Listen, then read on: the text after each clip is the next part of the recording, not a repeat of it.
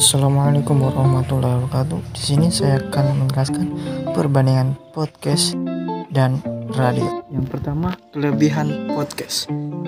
Podcast punya pilihan topik informasi, pengetahuan yang beragama.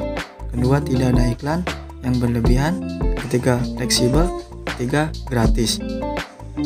Kekurangan podcast. Pertama, hanya komunikasi satu arah, tidak bisa berinteraksi. Yang kedua, banyak channel amatir. Yang ketiga, tidak adanya filter konten. Yang keempat, harus punya bandwidth yang cukup untuk mendownload. Yang terakhir, butuh training dalam penggunaan. Kelebihan radio. Yang pertama, tidak membutuhkan banyak biaya dan sederhana.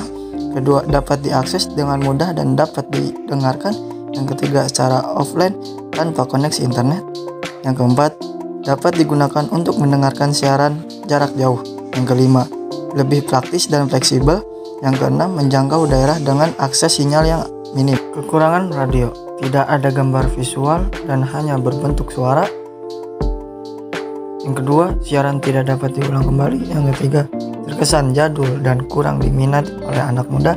Yang terakhir, rentan mengalami gangguan sinyal.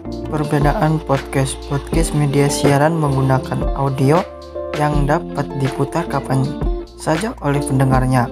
Sedangkan radio hanya bisa didengar pada saat tertentu yang diatur oleh penyiar. Contoh radio yang berkualitas.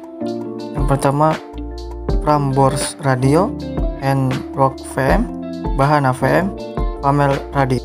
Contoh podcast yang berkualitas. Yang pertama, Prod. Yang kedua, Menjadi Manusia. Yang ketiga, Sudut Pandang.